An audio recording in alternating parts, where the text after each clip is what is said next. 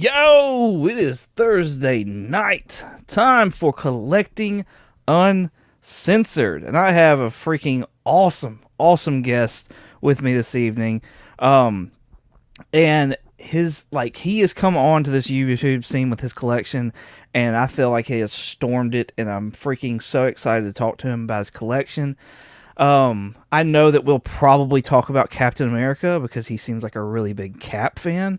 But I'm also hoping that maybe we can deep dive in those short boxes or long boxes he's got, and maybe pull out some other characters or some other things that we don't know about him. So, no, let's go ahead. Let's bring him out, and that is Lettuce Comics.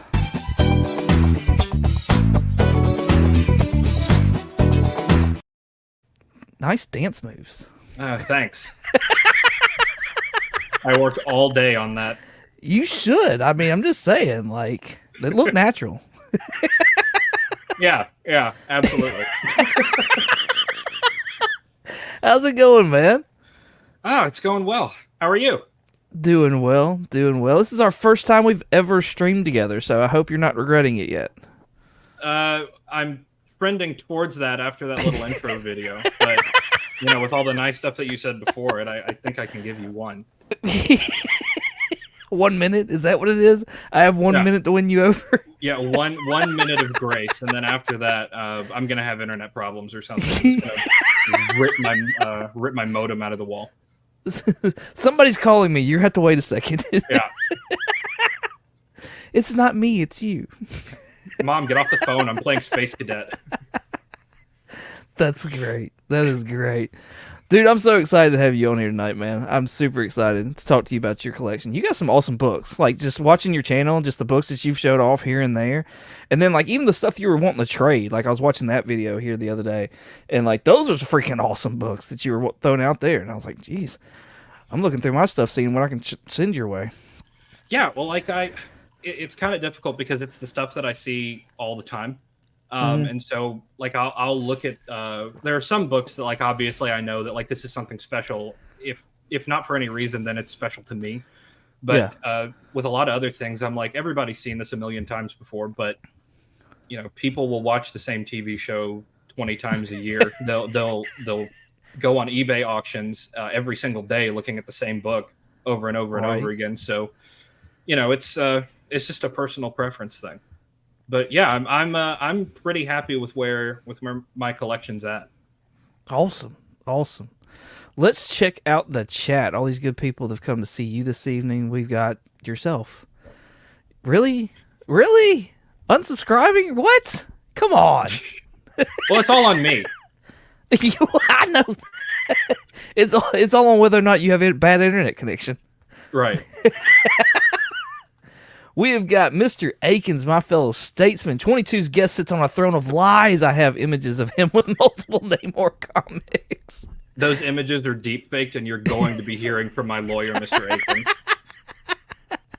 Poor Mr. Akins. Brandon with Mon Comics. No, I am your father, Lettuce. No, I am your father, Lettuce. Anything you say, Brandon. Anything you say. Uncanny Derek Comics, what's going on? Thanks for hanging out with us. Appreciate you. He says, I shotgun being a brother. You got a whole family now. I guess so, yeah. You just got a whole family. You had me at Gym 62. I'm not sure. Do you know what that is? Is that an inside joke? Am I missing something? They were talking about a book, and the word Stan Lee signature popped up sometime later in the chat. I'm not exactly sure what's going on there. But maybe Journey into Mystery 62? Is that what that's?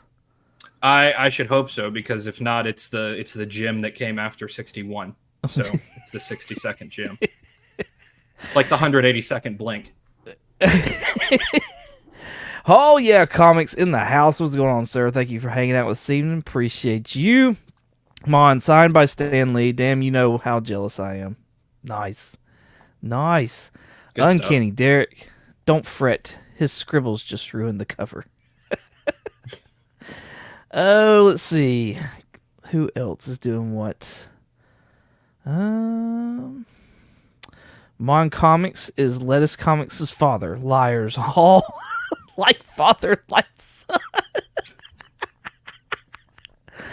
Everybody's talking about t-shirts people are wearing. What is going on in here? This is craziness. John's Comics with Kids. Let's get deep into those shorts and pull something special out. There you go. There's your cue. How uncensored are we? The good news is that you're going to be able to save money on the censor bar because it's only going to have to be about that large. Don't sell yourself short. I'm actually talking myself up. So, Bottom tier collector, my other fellow statesman says, "Let's do this thing, right? Let's do it. Let's do it." There's my honey. Hey, honey, love you bunches. Hey, Mrs. 22. Let's see. This host better be good, or I'm subscribed. Jeez, threatening on all kinds of levels. He's pretty cute and looks cuddly. Oh, this is great. Couch in the Slouch with C Bizzle in the house. What's going on, man? Thanks for hanging out with us evening. Appreciate you. All right. We're actually just here to talk to one another. The video is secondary. Awesome. There you go. No That's pressure why at I'm all. here too. So. Fantastic. Hagan. Again, appreciate you coming on, sir. I'm going to start everything off like I normally do, and that's, collectors in general go through different seasons of collecting, it seems like. Whether it be like just for reading purposes, cover art, like for cover buys and whatnot like that, collecting certain characters or certain runs. What kind of collector do you see yourself as, and what season of collecting do you think you're in right now? Well, right now, I'm sort of a blend of like three. Okay. So like I'm definitely a run filler. One of my main goals is to get the entire Captain America Volume 1 run. I've talked about that a bajillion times. This is the actual like Excel spreadsheet that I have tracking all of like my progress. And so you can see I've got some pockets in there, and Tales of Suspense is looking really, really barren, but it's coming along. So definitely like a run filler. Lately I've been just picking up like random stuff that I see that I find to be interesting.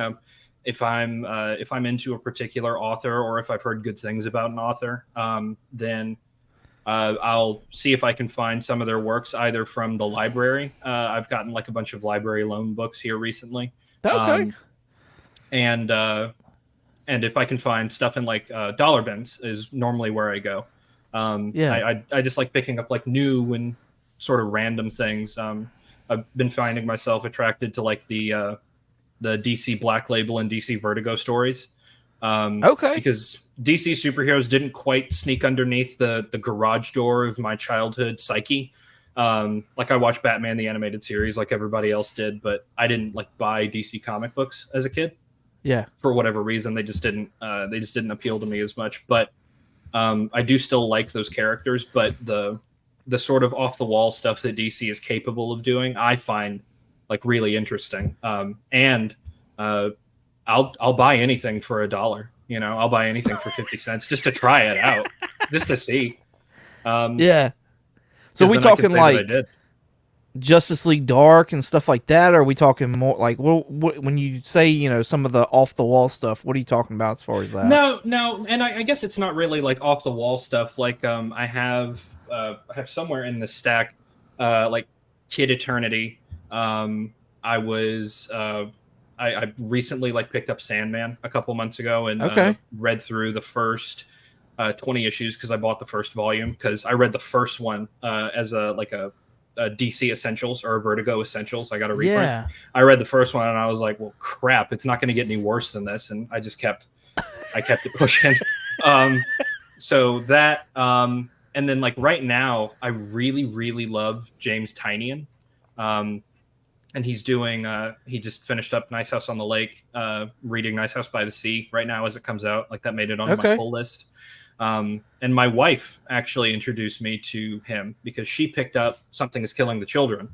And like when she first bought that, she got like the trades and stuff, and then started getting the single issues as they were coming out, and she started at like 29 or something like that. But it took me about 4 months to read it after her, because I was like, it's DC.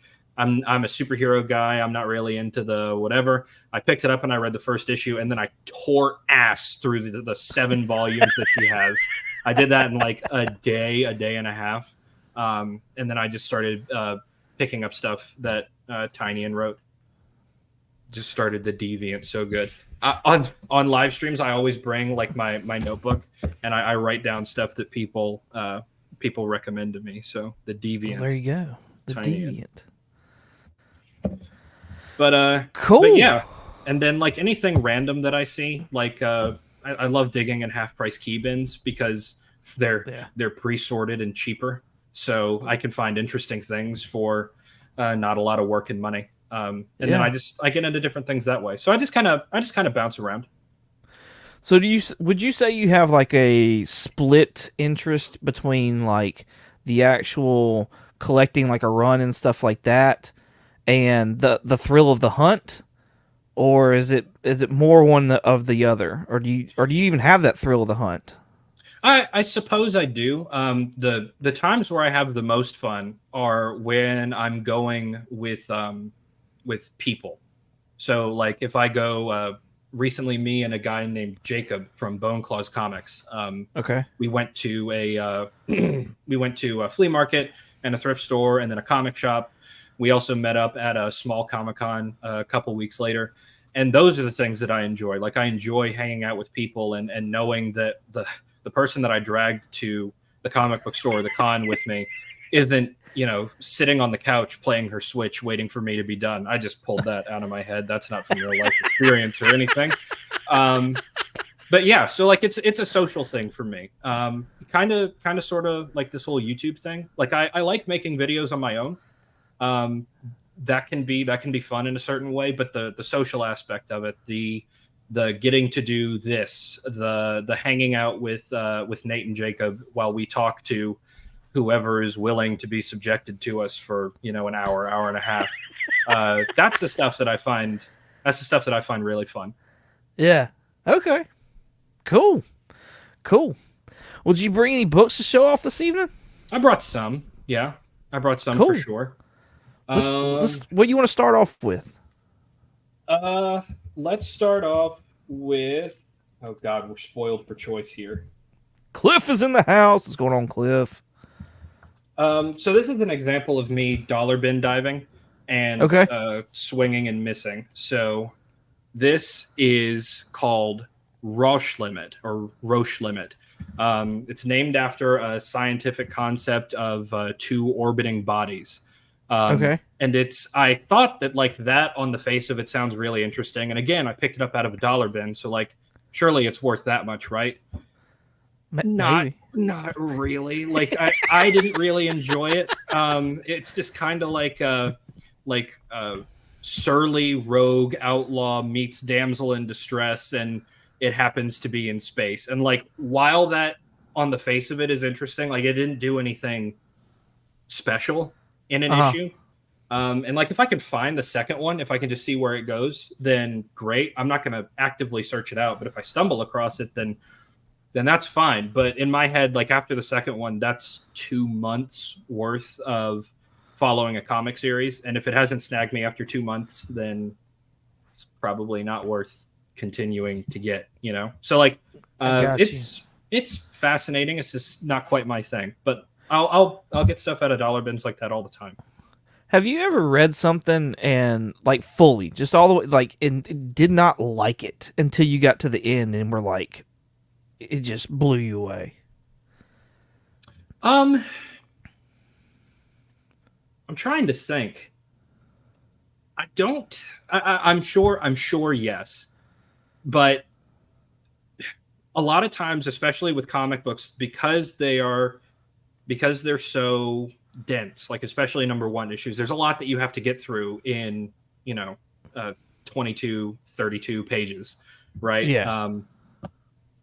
You can kind of sort of get the vibe of it from the first 2 or 3 pages. And a lot of times, like my first impressions aren't changed a lot of times. Like with Something is Killing the Children, right? Like after the second page, not the second like physical page, the back of the first page. After that, I knew that I was going to be reading the hell out of it.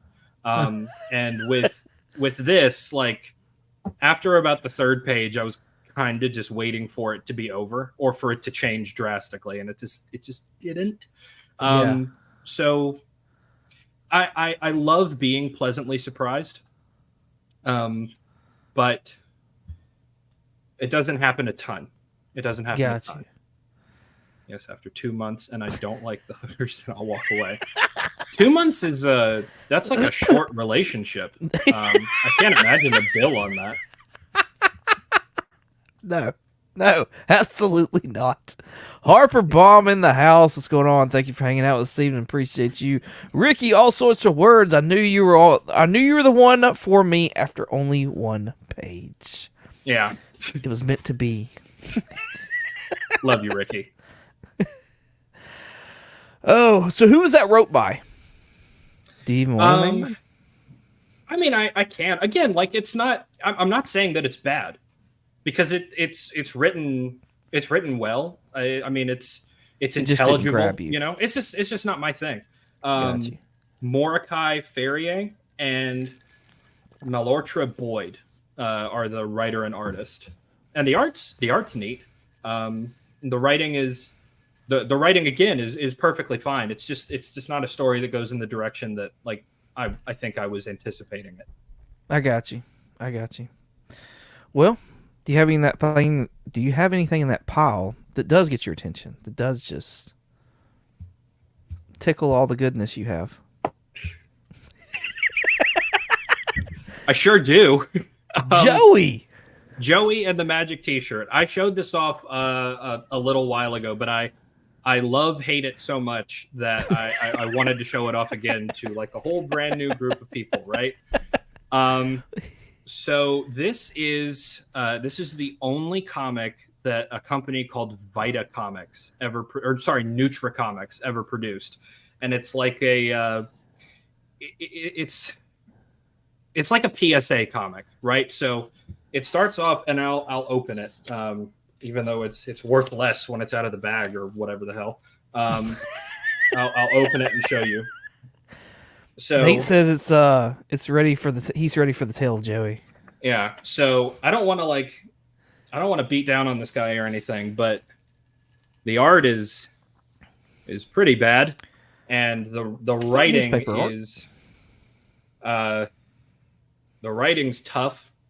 The story doesn't make sense, and it's just it follows Joey, who's a kid that doesn't eat well, and he falls into a diabetic coma, and he goes into this dreamland, and he's confronted by this character, this guy here, whose name is Dr. Von Bad Health. I'm not missing a first name there. His name is just Dr. Von Bad Health, and he's like trying to get Joey to have diabetes, and then Vitacat comes in and saves the day, you know, and like it's just I found this in a dollar bin. Obviously, I didn't like go searching out for this at like a Comic-Con. Like, do you have Joey in the Magic T-shirt, Volume 1, Issue number 1? I need it in a 9.6 or better. Like, no, I found this. And even though like it's completely and utterly ridiculous, right? I've never seen it before, and I find that kind of thing really fascinating, especially because like in the afterword, Wilford Brimley. In the afterword, it talks about how like it's based on a real story and it's dedicated to the real Joey. So I just have this. I'm envisioning in my head that this dad who didn't have an outlet for his creative energy, like his son, like he found like a Snickers bar underneath his pillow and he wrote a whole damn comic book about it to get him to stop. I find that kind of thing really charming and really funny. And like, is it worth the $1 I paid for it? Hell no. But like, I love it. Like I just really like stuff like that. But wait a second. You said it's not worth $1, right?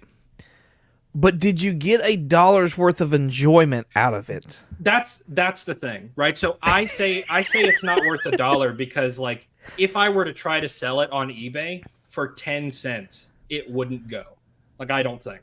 Right. There's a copy of it on my comic shop right now for like $7, and I think they're insane. I think they're gonna get something for that. But if you want to get Joey in the Magic T-shirt and you want to pay 7 times what I paid for it, head on down to my comic shop for all your comic buying needs. Not sponsored, but yeah. When I say that it's not worth that, I mean like monetarily, because like, Right. no, I don't think it. I definitely don't think it's worth $7, but it's the enjoyment that I got from it, just like getting to read it and experience it, and do what you want, man. Do what you want. Just getting to experience it and getting to talk about it like with you and talk about it with the people that I've talked about it with. Yeah. I mean, that's worth it to me. And not everything has to be about money. A lot of times that's sort of how this hobby is gauged. Yeah. And like nothing wrong with that. That's just kind of how it is when you are in like a collectibles hobby. But I find value in Joey and the Magic T-shirt more than like what somebody's willing to pay for it. So what's so magical about his T-shirt, though? So at the end of the story, when he's waking up out of his diabetic coma after having been given a lesson about how diabetes works from VitaCat, he wants to be able to return to this dreamland, and the Good Health Clinic is where VitaCat lives with his friends, and he wants to be able to see his friends again. And so they give Joey this T-shirt and they sprinkle something on it. And that like allows it, like when he puts the T-shirt on, it allows him to come back, and you'll find out in the next issue. And they never made a second issue. One thing that I do love though, and I can't believe I forgot to show this. Hold on a second. They thought this was gonna be big because at the end of it, and Nate, if you're still watching, you're gonna love this. You could tear out the back page and get yourself a Magic T-shirt for $8 plus shipping. You can get yourself a Magic T-shirt. Yeah. And it has JJ on it crossed out. I don't know if you saw that. It has JJ on it crossed out because that stands for Junk Food Joey, and it's crossed out because he doesn't eat junk food anymore. Like, how do you not love that? That's just hilarious. If y'all watch Hall Yeah Comics, and y'all definitely should, he just did a recent like Allen's top 5 or something. No, top 10. It was top 10 books deal, and they're Hagan is making a comment towards one of those books, and it's pretty funny. You should definitely go watch it. It's pretty hilarious. I don't appreciate you veering credit away from me during my interview, my good sir. Oh no, it was needed. I'm just kidding. I talked to Nate from Hall Yeah, and we hang out and do streams all the time. He's a great guy, and if anybody in here isn't subscribed to him, do yourself a favor and go ahead and change that. Yes, absolutely. No, I knew y'all were good friends, so I figured you wouldn't mind that either. So yeah, no. You seem to like hate love comics, like your first one. You're like, I don't like this, but I'm sure it's for somebody. It's just not for me. And then your second comic you showed, you're like, this is so ridiculous, and I don't like reading it, but here it is, and I love it. No. So you can. There are some comic books that like I love because they're bad, and I feel like everybody has that. Like everybody has movies that they watch that they love because they're bad. Me and my wife have a guilty pleasure movie called Zombievers. It's about zombie beavers, and it's on Amazon. Not sponsored, but yeah, there are different reasons to like things, and I like that. Like I like the Joey book because it's charming. I like the Roche Limit book because it's trying to do something. Yeah. And then there are other books that I like just because like they're silly. Like this is Star Trek, Deep Space Nine, the Dog of War, Cover B, and like what needs The to be Corgi said. Borg? Yeah, Is that what that is? The Borgie. Yeah, not everything has to be like not every meal has to be steak. You know, sometimes you just want Skittles. And Skittles is great sometimes. Oh, here we go. We got a request. Let's see Avengers 4. I know he loves everything about that book. I mean, if you want me to show the Avengers 4, I can show the Avengers 4. I'm not going to tell you no about that. Right. There she is. Nice. Nice. One of the crown jewels of my collection for sure. I was talking to you earlier about like house fire books.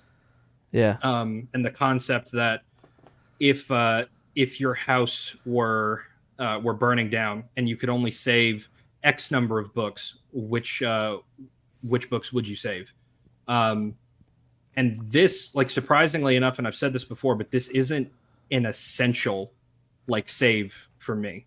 That's not to say that I don't absolutely love it, and I'm not so proud that like I was able to work and save for this book.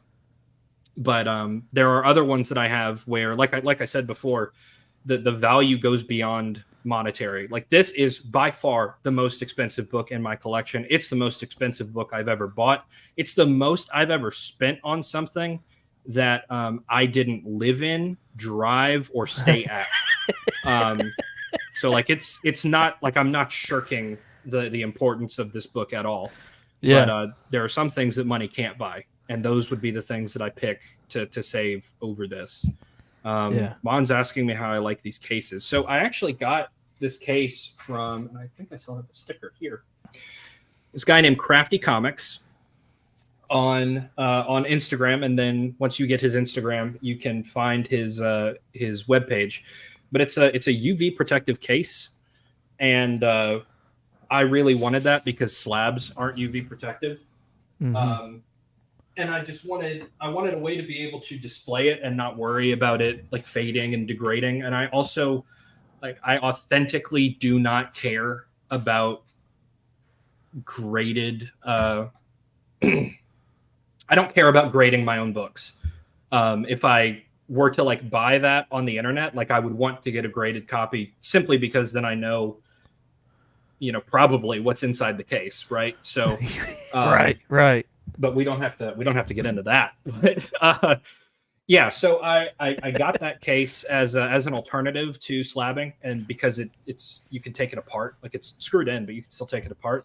And I love it. Like it was fairly easy to put together. It was terrifying having a screwdriver next to it. Like I'm not gonna lie about that, but no, it's perfectly fine. It's really rigid. It comes with a little stand. If you aren't interested in slabbing, or if you want a UV protective case, go ahead and go check out Crafty Comics. Crafty with an I, not sponsored. Nice. Have you thought about, since Comic Capsule has now come out with a Silver Age size capsule, have you thought about trying those out as well? Because those are UV protective too. Yeah, I have. This is the one that I would pick for like big books, where like I want it to look special. I want it to look nice. Okay. Not to say comic capsules like look bad. It's just this is like a distinguishing thing. But like for displaying like Silver Age books, I don't think I have any up except for the Avengers. But for displaying Silver Age books, absolutely. Like I would 100% be on board with that, because it's just about like protecting the thing. Like I care about the thing and I want it to be okay. So. Yeah. Right. I just know that like I take you correct me if I'm wrong. I take you for a person who like reads. I'm wrong. I take you for a person that reads pretty much any comic that comes within your collection. Like it doesn't really matter the age or anything like that, but like to actually genuinely read something that came in. Yeah. So I try to, for sure. Now there will be days where like I'll come home with stack this big and like I got to make dinner, like, so some things slip by, but I do have an idea of what I've read, and I try and especially once I've built up like a mini series or built up part of a run, like I'll try and make my way through it for sure. Got you. I just felt like maybe that one absolutely does present better, in my opinion, than the comic capsules. But the ease of being able to flip something back and then pull your comic book out and not have to break out a screwdriver seems very appealing. So Yeah, that's for sure. that's why I asked. Yeah, absolutely. I can definitely see the rationale behind that, and I do have.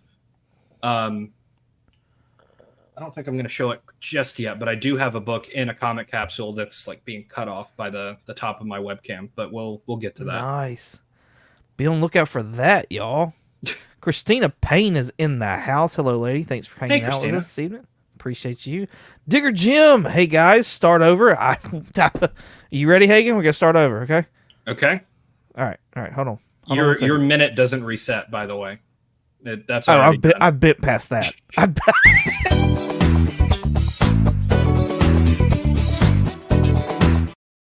All right, here we go. Do what? You just wanted an excuse to show that again. That's your parting gift. I'm beyond honored, actually. That's fantastic. Cool. What else you got to show us this evening? Let's see. So I'll go to let's do this. So I love collecting sketchbooks. I couldn't find my my Civil War sketchbook, but I do have one of those. And this is Mr. Akins. This is the only comic book that I'm going to show, aside from the Avengers, that has Namor on it. But it's the Avengers Invaders sketchbook, and I really enjoy stuff like this. Like I like seeing the process. I like seeing sort of like the behind the curtain thing, and seeing like the rough sketches of the stories is just really, really, really interesting to me. And you can get these things for super, super cheap. And like the art in them is just really, really good stuff. When I was a kid, I used to find sketchbooks and coloring books, and I would put them on my there's an Iron Man for you. Yes. Yeah. I would get sketchbooks and coloring books and put them on my grandmother's like glass coffee table and take the shade off of a lamp, put it underneath there, turn it on, and then trace them out. Yeah. And I liked being able to do that and sort of make my own coloring books. And like obviously the books that I did that to, like they got pencil marks on them, they got dents and creases and stuff. I was a kid, I didn't care, and I still don't care, you know. I had a good time, and I like those memories more than like the crispness of a $6 book or whatever. But yeah, like I really like stuff like this.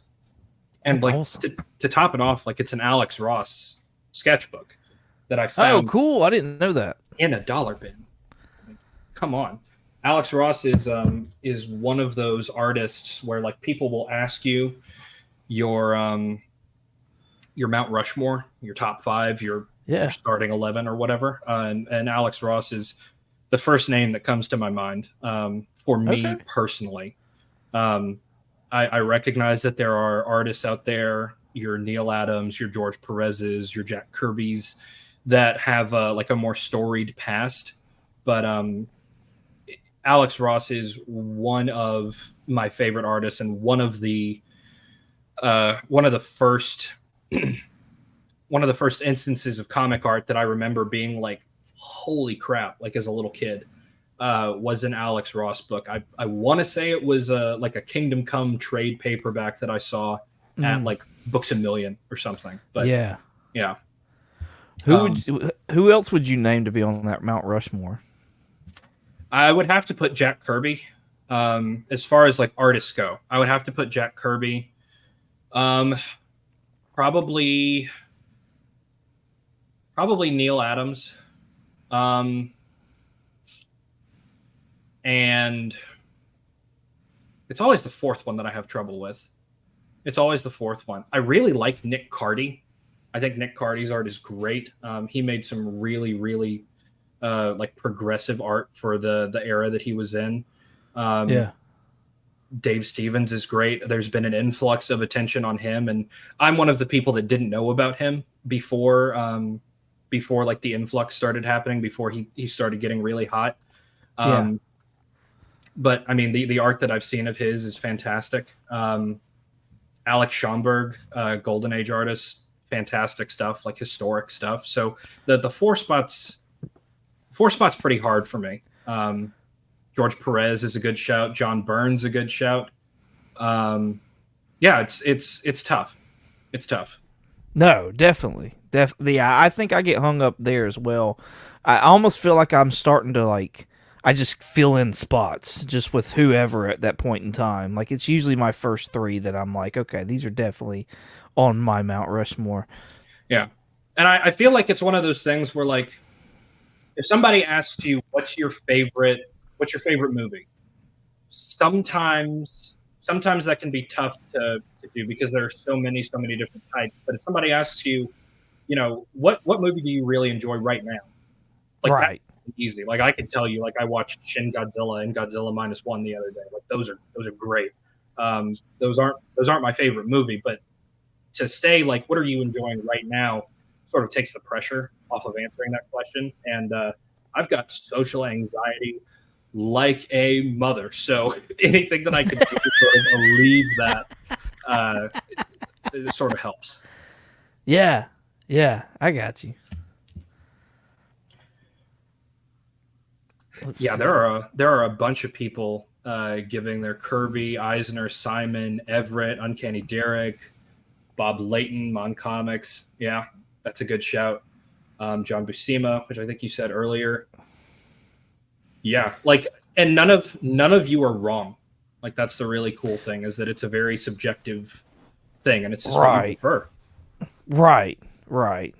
No, and that's why I find it so interesting, and that's why and what's even funnier is that like my Mount Rushmore never really matches up with anybody else's, and I'm like, oh, I'm one of those guys. Well, what is yours then? My top three are Gabriel Delato, Simone Bianchi, and Esad Ribic. Those are my top three.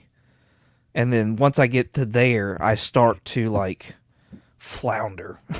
So, but I love Alex Ross as well. So like I feel like so many people talk about Alex Ross and like for good reason, but it's still one of those where I'm like I almost feel like I'm selling out a little bit if I mention it.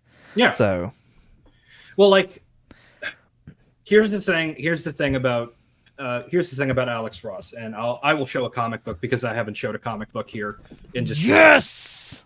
This is Terminator: The Burning Earth. And, holy crap! Caught me off guard there. This is the first comic art that this is the first published comic art that Alex Ross ever did. And it's I mean it's a fantastically illustrated book on the outside and on the inside.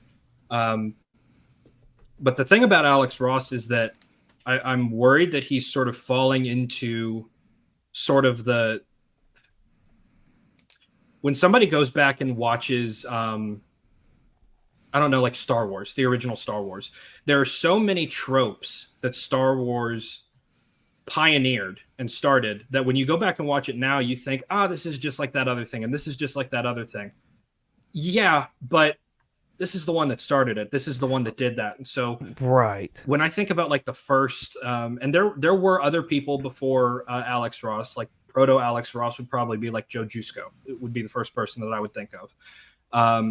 But when I think about like the modern painted, sort of haloed hero style, Alex Ross is the person that I think of. And there are a lot of people that have not copied that, but done their own spin on it. And so it can, because of the history after Alex, it's kind of like it.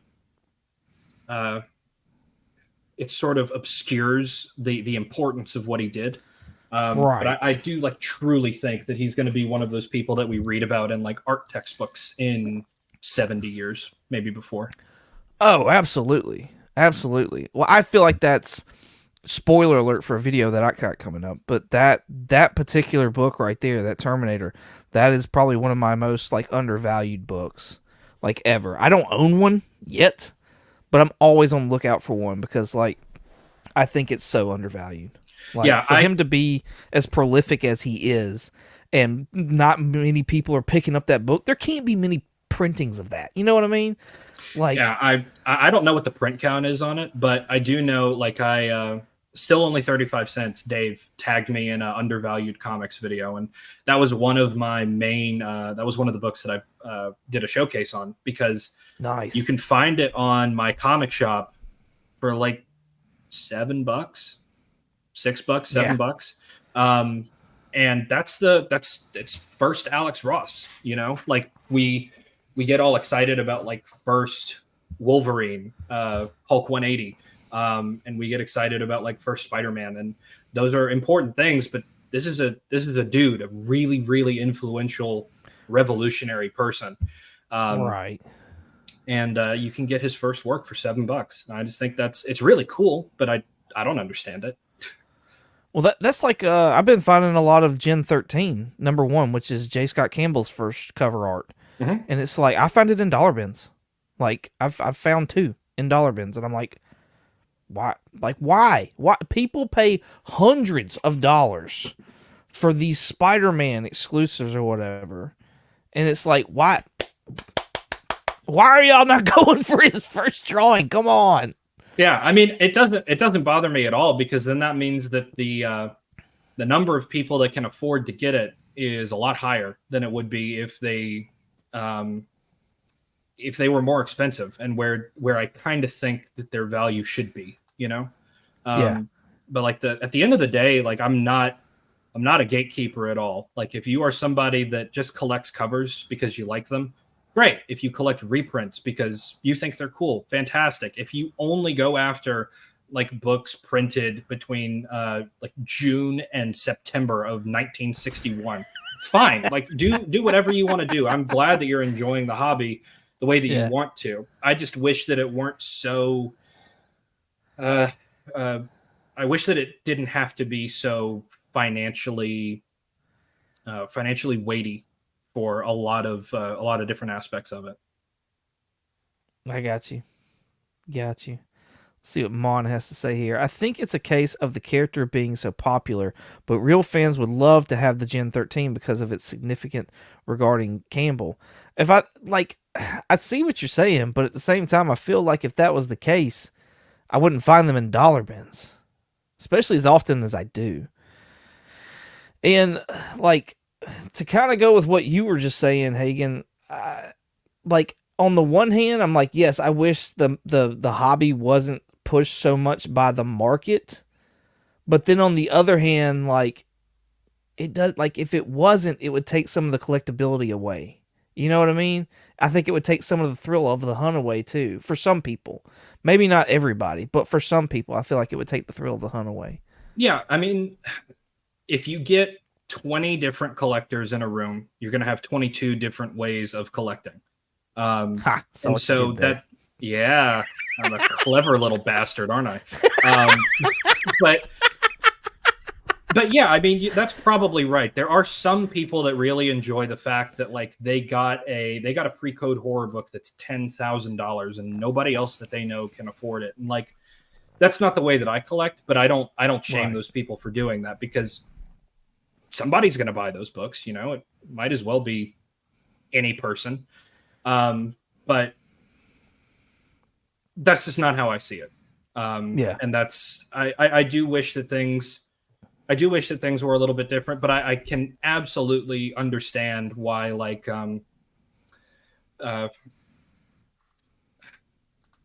why DJ Lynx doesn't want his Amazing Fantasy 15 to be, you know, $500. Like, totally right. Makes sense. Exactly. Or just the the thrill of finding a 20 or 30, like I know I get that thrill. If I find a 20 or $30 book in a dollar bin, I'm like, yes, I'm going to pick it up just because I'm like, the value, that's crazy. You know what I mean? Yeah.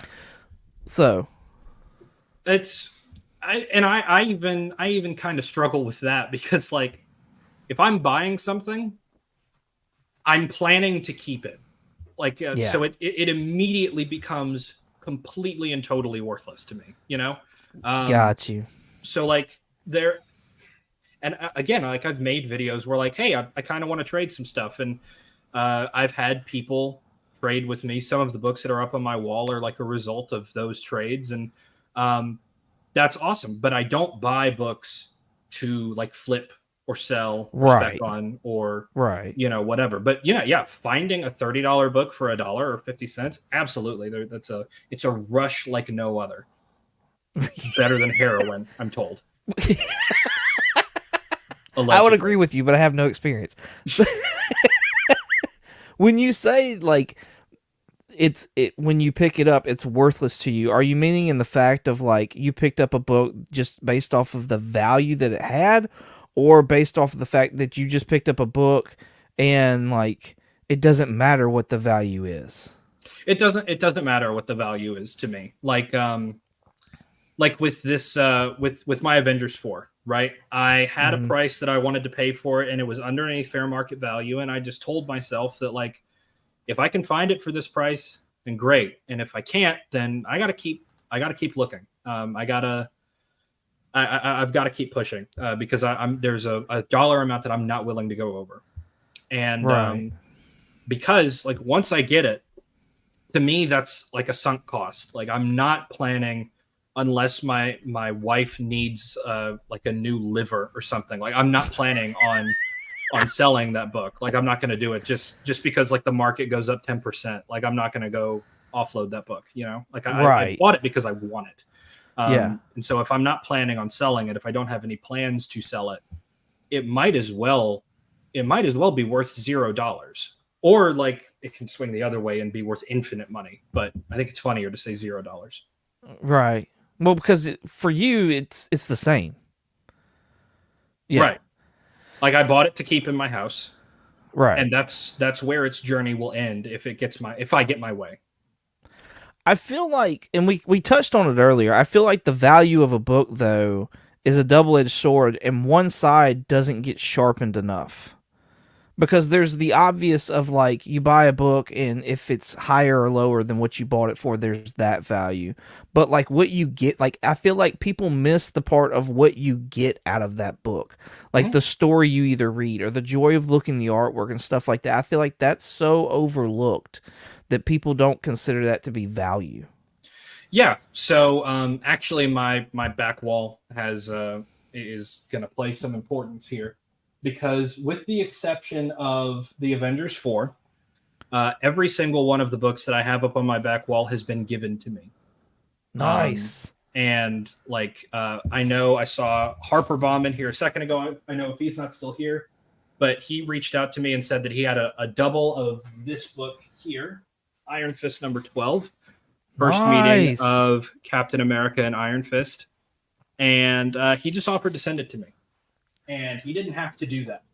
I didn't ask him to, but he decided that he wanted to. So I don't know the fair market value of books like off the top of my head. I'm not one of those people, but let's say that's a $20 book, right?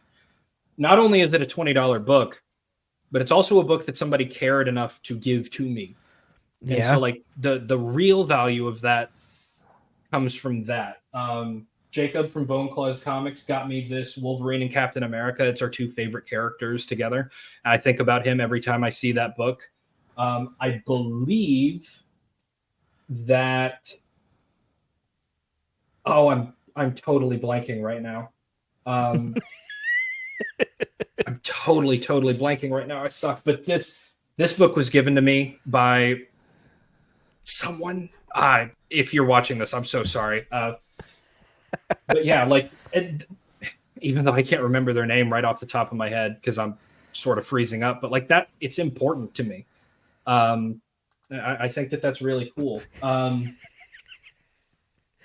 Jim said he sent you a bunch of trash. You did not send me a bunch of trash. Doug, I thought it was you, but I didn't want to. Okay, so yeah, Doug sent me this Captain America 130, which I needed to like fill in my run. And he sent me a bunch of other stuff too. Super, super cool. Thanks for hanging out with us, Doug. Appreciate you. If Nate's still in here, he'll know this guy. I'll get him down. Let's give a shout out to Dope Comics here real quick. Appreciate you hanging out with us tonight, sir. Hey, man.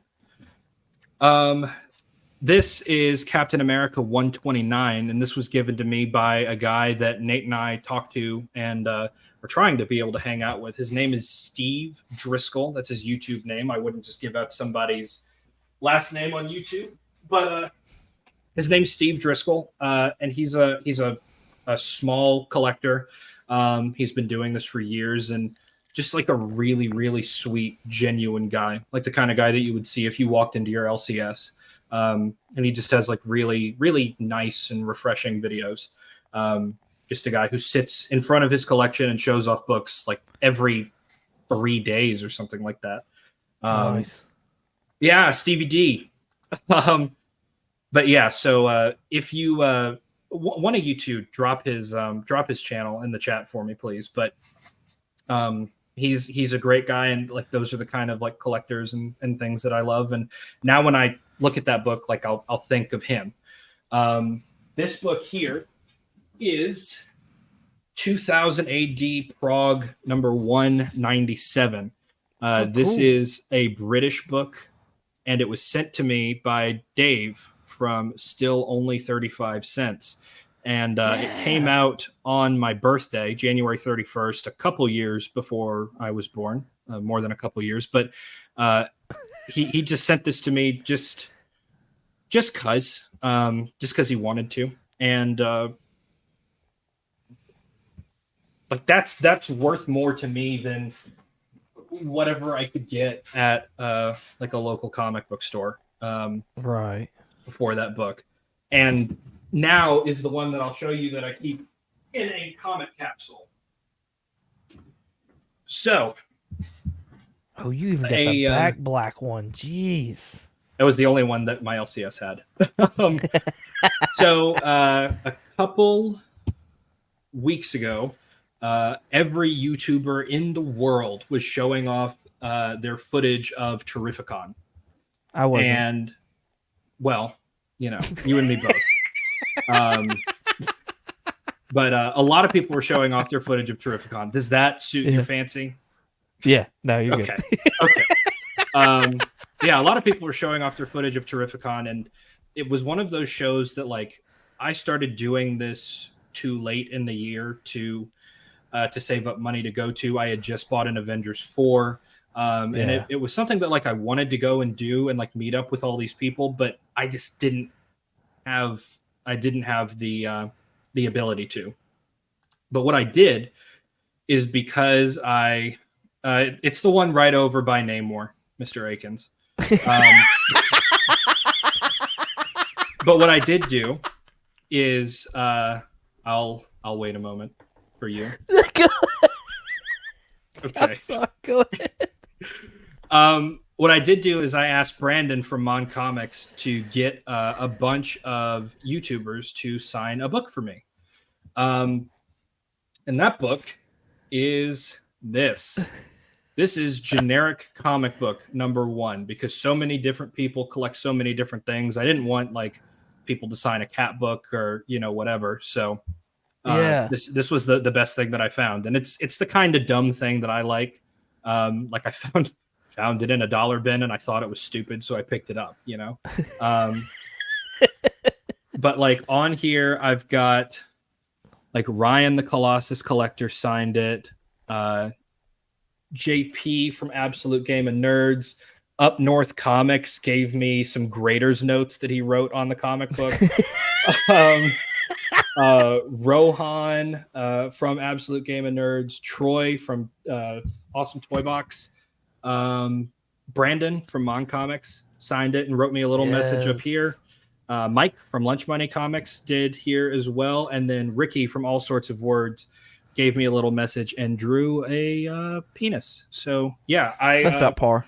I didn't expect anything less. When you think Ricky, you do think penis.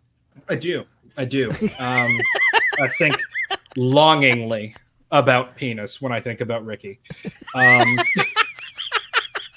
But yeah, so that's like the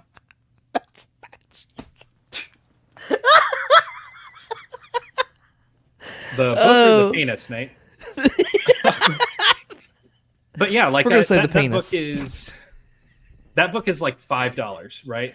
But that has become a house fire book for me. Like it has gone past my Avengers 4 because it's really hard to do this when you're talking about penises in chat. It's leapt past my Avengers 4 because all the people that signed it mean something to me, genuinely, like have talked to me or helped me, or I'm fans of theirs or something, and the fact that that this book made it up there and that they all cared enough to sign it is impactful to me, and it means a lot. And so yeah, the meaning that I associate with that book is it far eclipses the financial value. So if you you started talking about this as being like a people miss out on the second half of collecting comic books, I sort of focus on the second half and pick up the first later, Yeah. No, I from watching your videos, I've definitely gotten that from you.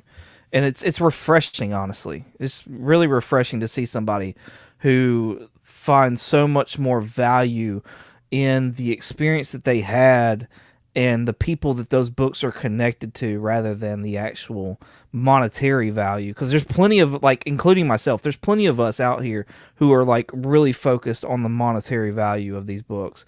But I don't feel like there's enough of, like, you out here doing that. So I think it's really refreshing to watch your channel and see that kind of stuff. Yeah, I appreciate that. I regularly watch your top 10 alternates, and I'm frequently the guy with like 0 out of 20 at the end of it, and whatever. But like I it's not that like I dislike like speculation or market watches. Like I watch Swaggle House like everybody else. I'll watch Mint Hunter comics. It's just, if I were to make stuff like that, it wouldn't be authentic to me. Right. So I just don't want to do it. Again, not knocking anybody that does, but no, it's just not for me. Let me ask you this. You've shown off a lot of like Marvel books. Do you have any kind of connection to any DC books? I'm gonna have to search. Oh, I don't mean to make you work. Jeez. Yeah, I know, right? You never know, because like some people are like, no, I just strictly collect Marvel stuff, and like I know you had like Jake and his Magic T-shirt and stuff, and that's probably an indie book and all. But yeah, like... it's thoroughly an indie book. I've got some DC stuff here, like a bunch of DC and Image. But most of what I collect, especially like if I'm going to spend actual real person money on it, is going to be Marvel. Funny thing, I actually do really like Aquaman. I don't know where that came from, but I do find him interesting. And like, no, I'm not talking about like Jason Momoa or like the edgy thing that he had where he lost his hand and replaced it with the hook. Like, I like Superman and his amazing friends, Aquaman, like the dorky guy that could talk to fish. I just think that's great. But like DC Comics, I've got this. This is US. It stands for Uncle Sam by DC Vertigo. Picked it up because of the Alex Ross art, and Alex Ross is one of those people where if I see his name and it's a decent price, like I'll buy it just to see. But it turns out that it's a ghost of Christmas past story with Uncle Sam.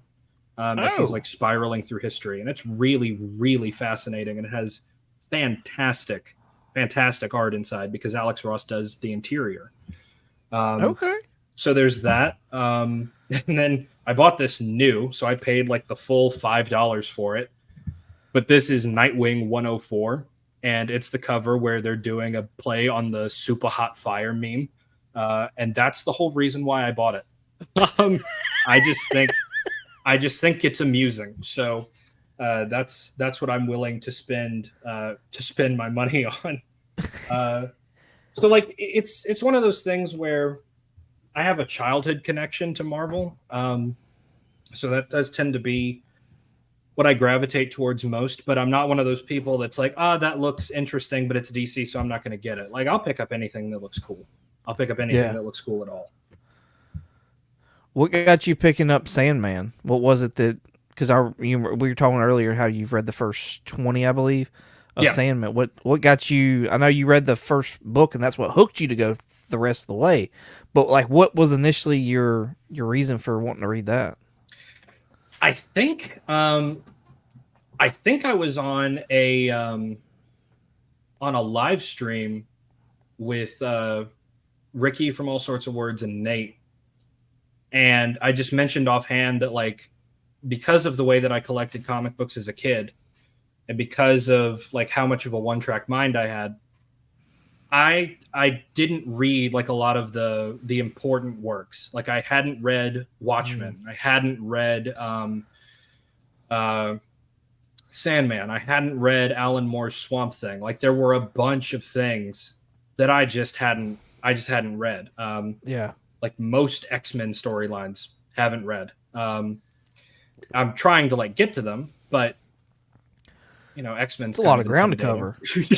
Yeah, absolutely. And like I've just got like this whole this open field out in front of me, and so the first one that I wanted to pick up was Sandman, because I knew at the time I knew a little bit about Neil Gaiman and I knew about his writing, and I really liked his writing. I've grown to be less of a fan of him as a person, but the writing is pretty good, and Sandman is, especially Sandman 1, 8, and 20 are excellent. Just like really, really excellent.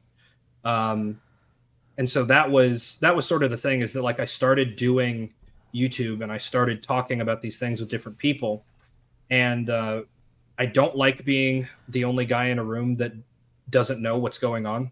And so I just wanted to sort of branch out and expand my horizons a little bit. And I've been really, really enjoying it. I find myself more willing to just like experience new things, I guess.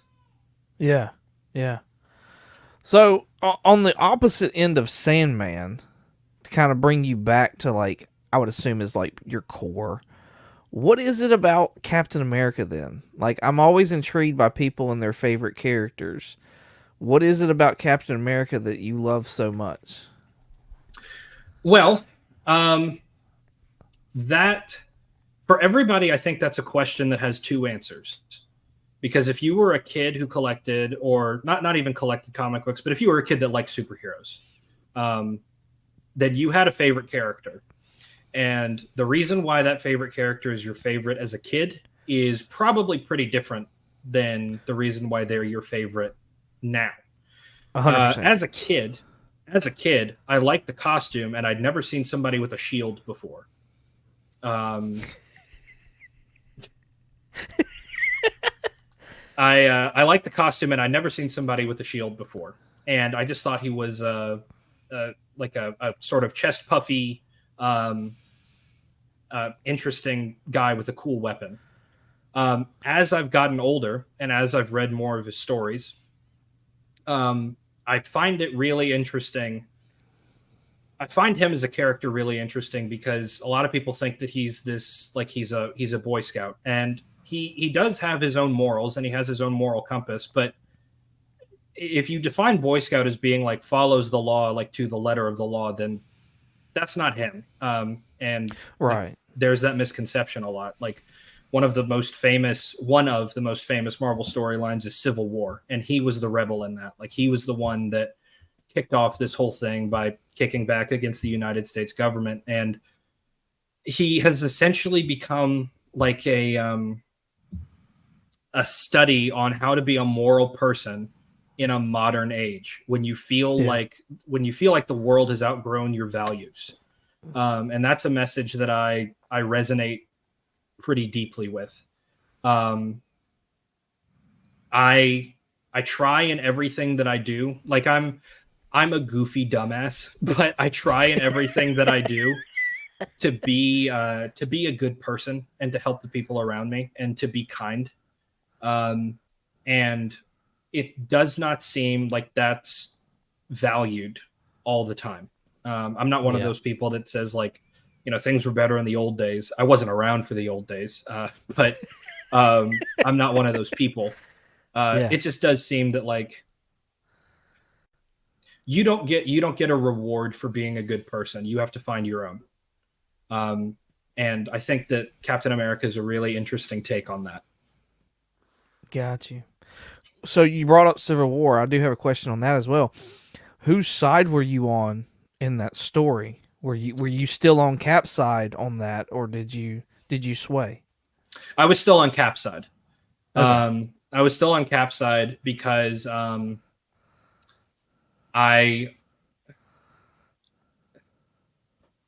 grew up in the South. I'm in South Carolina right now. I grew up in the South, and I really liked the idea of like personal freedoms, being able to do what you want to do when you want to do it. In real life, like there's probably a healthy middle in between those two sides. But as a kid, one of the first panels in Civil War #1 is Cap leaping out of a helicarrier and shoving his shield into the canopy of an F-15 and riding it down to the ground, and then buying the pilot an ice cream. And that was really cool to see as a kid. So I was kind of on his side from the beginning. But even going back and like looking at it, like, yeah, I had actual like thoughtful reasons for that as well. Yeah. So like, I mean, everybody knows I'm an Iron Man fan, but then Civil War came out. It didn't sway me. I'm still an Iron Man fan. Like, don't get me wrong, but I was like, I can't side with you, Tony, on this. Like, I can't, because I mean, again, everybody knows I grew up. I'm from Alabama. I've been here all my life, and Bible Belt, don't tread on me. Like that person in me is like, no, fuck the government. I don't have any part of this bullshit. No. Yeah. So yeah. I find that interesting. I don't know. I kind of wondered if anybody else has ever had that kind of moment where either they were a Cap fan and they were like, nah, I'm for Tony on this one, or if they were an Iron Man fan, they're like, nah, I'm for Cap on this one. So there are, I have heard people say that they felt that way. And I do always find that interesting. One of the good things about comic books, I think, is that the turnover is relatively high. So like there are writers and artists that come and go fairly regularly. So if you don't like a storyline, or if you don't like a way that a character was looked at or was characterized, as soon as that writer leaves, forget about it, and then you don't have to care anymore. It doesn't matter. Right. Zeb Wells can't hurt you anymore, Spider-Man fans. Just ignore it. You get to do that. You're an adult. Make your own decisions. Who's your favorite writer that's been on Captain America? It's tough not to say Ed Brubaker. Okay.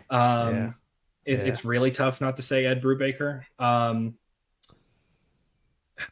mean, also you've got like the Stan Lee and Jack Kirby era. Although how much of that was Stan Lee actually putting pen to paper and not just directing people to do things, like, I'm not exactly sure. I'm not here to weigh in on that. Right. The Englehart run was pretty good. The Gruenwald run was good up until I think he was the one that did Capwolf, and then it became amazing. But yeah, I mean, it would be hard for me not to say Ed Brubaker. Got you. Let's say hello to Nick's Kicks and Comics. Hey, yo! What's going on, man? Thanks for hanging out with Steven. Appreciate you. Mr. Akins asked the question of how you felt Cap was portrayed in the MCU. I think really faithfully. I think that they took a lot of the good aspects of his character and backstory and kept them, and then took some of the stuff that didn't work so much and left it out. And they even blended some things together, like Bucky's character in the comic books wasn't like his childhood friend. He was a guy that he met in the army and like somehow discovered his secret identity. In the comic books, the Bucky character from the MCU is a guy named Arnie. I think his name's Arnie Roth. He was Cap's childhood friend. He found him after he got pulled out of the ice, and he was sort of like the anchor for Cap, especially in the like late 70s, early 80s, if I'm remembering right. But yeah, like to have Bucky serve that role, I think worked. It also made Civil War really interesting. Yeah. But I think, I think that Cap got a really, really good MCU treatment. I think most heroes, if we're being honest, like got a really, really good MCU treatment, especially like phase 1 to 4, you know? Yeah. Yeah, I got you. With Chris Evans being gone, is there anybody in mind you would like to see take up the shield? And I don't mean to discredit like Anthony Mackie. I'm not saying that. I'm not. Don't get me wrong. I'm not saying like Anthony Mackie can't come in and be Falcon Cap. I'm saying like if they were to reboot the MCU and they were to bring back another Steve, that's what I'm saying. Because that's what the rumor is right now, is that we're going to do a soft reboot. We're going to bring back Tony Stark. We're going to bring back Steve, stuff like that. But maybe have new actors portray those characters. So, I'm down to be pleasantly surprised. Okay. But I don't have like. First of all, I wouldn't have cast Chris Evans because the last superhero movie that I saw him in before Cap was that one.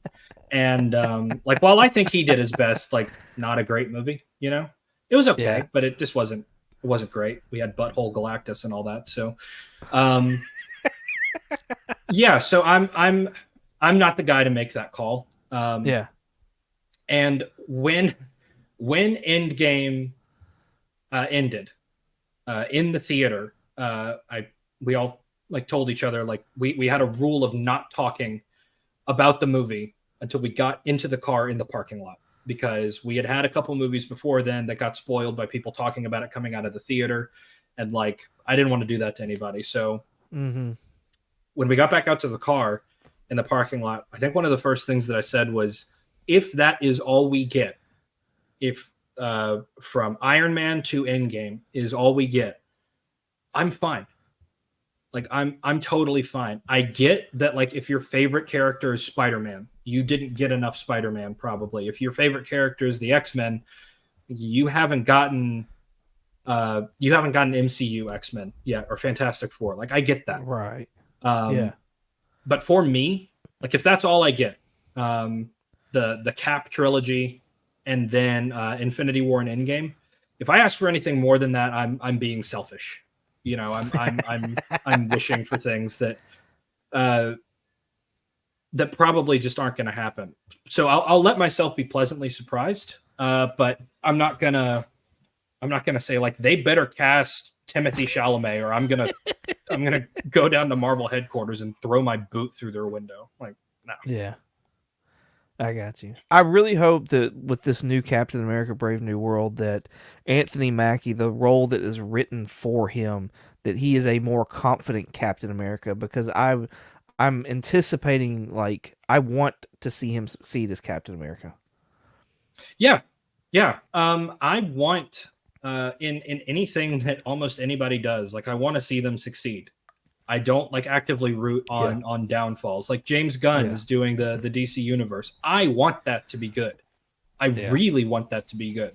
I think people deserve to see a good Superman movie. People deserve to see a good Justice League movie. I don't have an opinion one way or the other on them, like before I get flamed. Like, but people deserve to have those done well, or how they want them to be done. And I don't have to tear down other things to make the things that I like feel better. Right. So yeah, like I want it to be good. I've seen like all the reshoots and stuff, so I don't have my hopes up. But not to say that like I don't want it to be. I don't want it to be awful, you know. I am excited to see him face off against Esposito though. I love Esposito. Freaking fantastic actor. Fantastic. Yeah. We got a question. No, that's not the question. Uncanny Derek says, "Did you ever see the '90s Captain America movie?" So, when I was in high school, I had a final project to do for AP US History, and I chose to do mine on Captain America as a propaganda symbol. And that was really just my excuse to talk about Captain America in front of my classmates, because I spent about 5 minutes on actual project stuff, and then the rest of it was talking about Rob Liefeld and the MCU. But one of the things that I did talk about was the '90s Captain America movie. Now, I haven't seen it all the way through, but I have seen bits and pieces, and it's just as bad as it looks. They tried, you know. That motorcycle helmet. Ah, damn. All right, we have ventured off of comics. Let's get back on track. I apologize. So, I'm just hanging out, man. Awesome. What else you got to show us? You got anything else, or you? I mean, I've got plenty of stuff. If we want to, let's say hello to Comic Cap Collectibles in the house, as well as Hey, Brother man. John. Thank y'all so much for hanging out with us. Appreciate y'all. like, if you want to talk about like branching off of Captain America slightly, a much homaged cover, Captain America #1. This is Harriet Tubman Demon Slayer #1. It's the the Kirby homage, and it's got down there. Yeah, so like, I don't know why I bought this. I just think it's interesting. I think it's funny. I did read the whole thing, and it takes place in the American South, and Harriet Tubman is, let's say, taking a more active role in the Underground Railroad by going out and stopping convoys, and the people who own the slaves are vampires, and that's why they're these evil bastards. And you get to see Harriet Tubman with 2 katanas for some reason, mowing down racist vampires, and it was worth $3. Let me tell you, I thoroughly enjoyed it, and it's got a cool cover to go along with it. Yeah. Going on from that, we've got these, and I got these for similar reasons. This is Fightin' Air Force. I think it's number 37. It doesn't have the number on it, but I think it's number 37. That's cool cover. Charlton? Yep, Charlton. And Okay. This is Dark Blood #1 from Image Comics. Now, when I was a kid, I watched cartoons a little bit. Like I said, I picked up on Batman the Animated Series and stuff like that. Most of what I watched was Discovery Channel and History Channel. One of my favorite shows on History Channel is it's actually on YouTube for free right now. It's called Dogfights, and Okay. it just follows like these different aerial battle scenarios with like 2007 computer graphics, and it was just a really enjoyable time for me as a kid. And through that show, I learned about the Tuskegee Airmen, or the Red Tails. Yes. They were a group of Mustang fighter escorts. Their job was to take bombers to and from their mission and make sure that they got back safe. And the Tuskegee Airmen were an all-black group. And one of the reasons why they're famous, apart from that, is that underneath their watch, I'm pretty sure I'm right in saying this, underneath their watch, they did not lose a bomber. And that was very rare for escorts. So they were very, very, very good at what they did. And so when I saw in a dollar bin. Again, most of these are from dollar bins. When I saw a Tuskegee Airman who looks like he has superpowers, like I'm gonna pick it up and read it. It actually takes place in, I think, 1955, so 10 years after the war, and after this guy gets his powers, and it's talking about how he's dealing with being a Black World War II veteran in the Jim Crow South.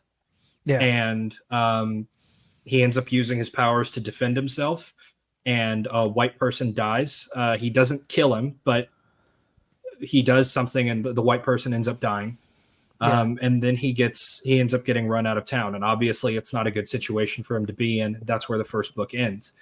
This is a 6-part miniseries. I'm trying to find the other 5, but I'm really glad that I picked that up. I think it's a really neat concept. I gotta look that up because I love like all stuff that's like based out of Alabama. So that's really cool. I didn't know about all that, so I gotta definitely check that out. Yeah, absolutely. Had you heard about the Tuskegee Airmen? Surely you had, right? Oh yeah, absolutely. Okay, Yeah, I was about to say you live in Alabama. Surely you have. It's one of those things where, like, we hang our hat on or whatever. It's like, hey, we're better than Mississippi. Yeah, absolutely.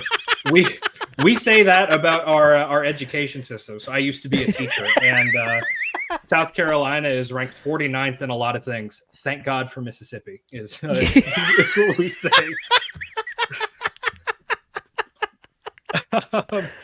Going on to another book with a plane on the cover is this.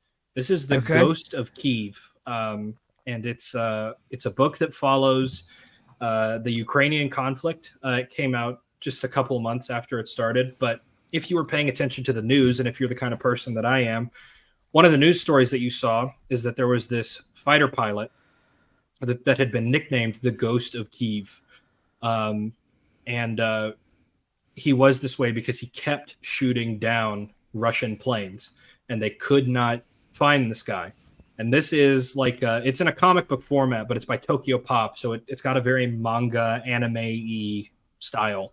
Okay. And it follows aerial conflict over Ukraine like a year ago, and it's fictionalized, but it is still really, really cool. And I saw this coming out, and I like history. I like planes. I like comic books, and it just worked, you know?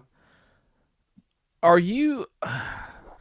I saw, and I can't think if it's you or somebody else, so forgive me on that, but are you the one who likes the, like, comic covers with different military equipment on there? Like, somebody had found a book that had a battleship cover, and they were talking about that. Like, is that you, or am I thinking of somebody else? No, that's definitely me. But so I feel like this was an older Charlton book or something like that. I thought I had it out somewhere. I might have put it away, but yeah, it's a GI. It's a combat book, and it has the USS Bismarck on the front of it. Yes. I'm super into stuff like that. I'm very much still a kid at heart. I like big machines, so you know what can I say? This is probably outside of your age range, if I had to guess, but I assume you weren't into Transformers as a kid? No, I was, but I was into Transformers because of the Michael Bay movies. Because the Michael Bay movies came out, I played the video game, which then had snippets of the G1 cartoon, which I then found online. And so, like, I got there just in a really roundabout way of doing it. Yeah. I got you. Okay, cool. I'm sorry I stifled you. Please continue. No, you're good. So let's go with this. Again, Dollar Bin Dive, and this is it is a reprint. Obviously, it's an Image first, but I really like these because they're cheap ways to get into like important stories. Like Image has come out with some really, really awesome stuff, and Saga is one of those things. I'm not normally like a high fantasy person, which is what I thought this was going to be, and it has elements of that, but not like all the way through. So to be able to pick up something like this and sort of know that, like, yeah, I definitely want to get into that. I want to read that. I want to put that on my radar. I think that Image doing this is a really good idea, like Marvel's True Believers or like DC Showcase. Yeah. I really, really like that, because if it gives you a cheaper way to get into the story, and you don't have to go on the secondhand market because it's scary out there, especially if you're not for like Saga. a collector. Yeah. I haven't delved too deep into that world, but I'm not exactly looking forward to it. It's people really, really like that book, and they scoop it up quick. Yeah. Another book is this. This Okay. is The Good Asian. I think, yeah, it's another Image Comics book. I probably have, like, Image Comics is probably the second most the second most populous publisher that I've got behind Marvel. But yeah. So The Good Asian follows this character whose name is, I believe, Edison Hark, and he is a Chinese detective in Los Angeles during the time of the Chinese Exclusion Act, and he is working to solve a murder and also dealing with the issues that you might imagine he would be dealing with. The reason why I got this book is because my dad was born in the Philippines, and I'm half Filipino. Cool. And there are some jokes that he and I make to one another that we can only make to one another, and you can imagine. But I got this pretty much specifically just to tell him about it. But I cracked it open and I read it, and it's actually excellent. Like, I really like noir stories, and it's a fascinating setting, and it's a character that has to deal with issues that I'm not intensely familiar with, but I am somewhat accustomed to. And yeah, so I got this at a show, and it was actually bundled up. It was all 10 books for like $12. And so I was able to get the whole thing all in one shot. I love doing that. I just think that that's really, really cool when I can do that. Yeah, that book shot up here recently because it was optioned for, I can't remember if it was Amazon or another streaming service, but it's like supposed to be coming out.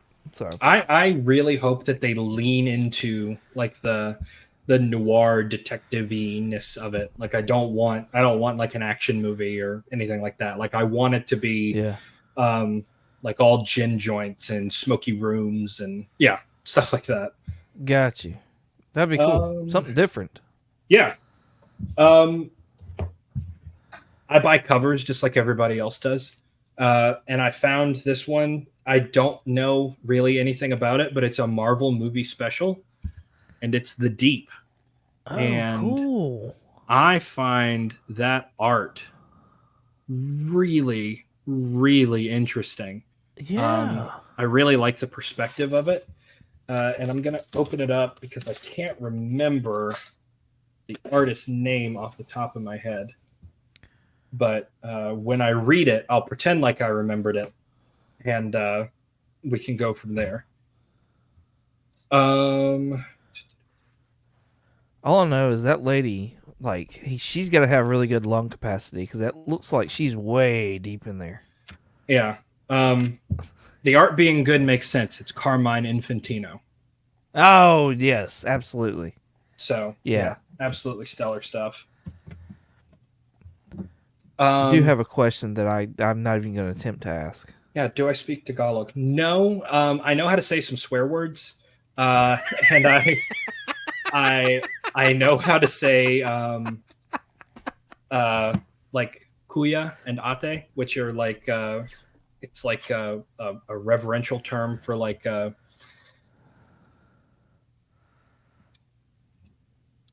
if you call somebody your cousin, but they're not actually your cousin. It's kind of like that. doesn't have an exact 1-to-1. I know some things, but like speak it, no, I don't. My dad does though. He's fluent. Okay. Very cool. Oh. Yeah. Nice. Nice. Carmine Infantino. Yeah, that's on point. Yeah.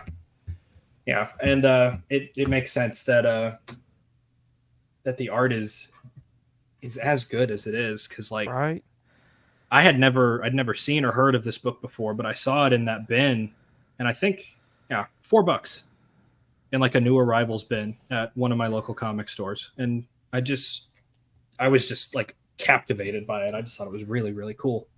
Did he do the interiors as well, or is that just He did. nice. Nice.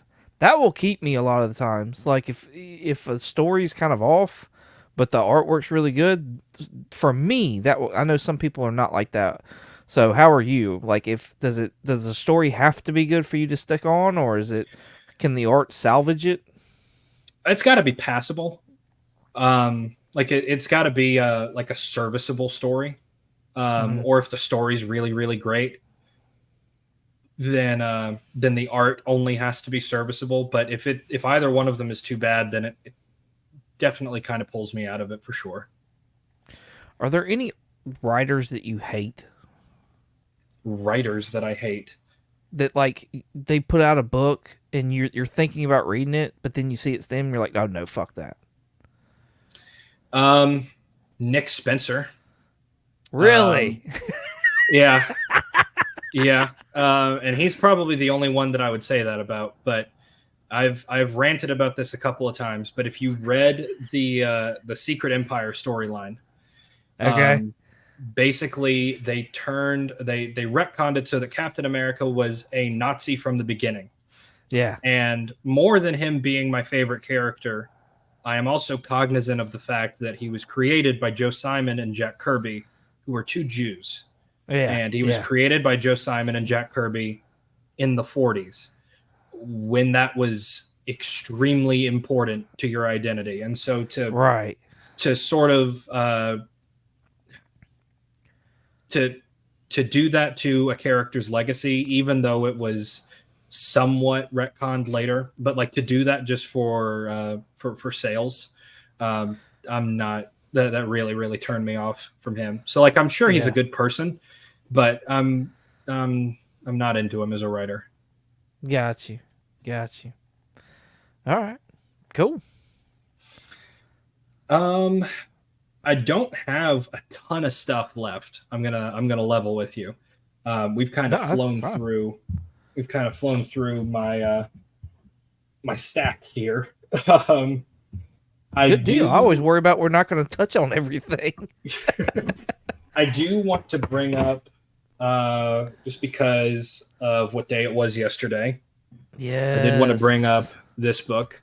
This is one of the first books that I remember wanting to buy, just because of, I guess you could call it the key significance. But the historical significance. Like I remember thinking like, wow, the Spider-Man, the black issue, the one that came out for 9/11, that's something that I really, really want to get one day. And I did read through it, and I've read it online multiple times. Yeah, that book. I've read through it online multiple times, and it's very poignant, and I appreciate what they were trying to do with it. And I do like that it wasn't just a hand wavy thing. It wasn't a like good guys save the day. It's sometimes awful things happen to good people. And it was just like it was a way that we could get artists to express feelings of grief after this national tragedy, and sort of put handles on it in a way that made sense to them, in a way that they could. And so I appreciate the not only the storytelling and the impact of that story, but also where that book sits in history for us. Yeah. And so I find it really fascinating. And I'm glad that I own it. Have you checked out the Moment of Silence book as well from Marvel? It doesn't come to mind, actually. I'm gonna write that down though. Yeah, I think I got the cover right here. Hold on one second.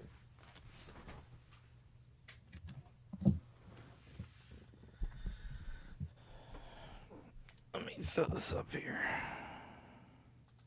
There you go. Oh wow, Now, that's I've cool. not read this at all. It's just got a fantastic cover to it. But a lot of people have like put like there's Mark Bagley on this, Brian Michael Bendis, Joe Quesada, John Romita Jr., Kevin Smith. Mm-hmm. Like in that, and it's tribute. It's a 9/11 tribute as well.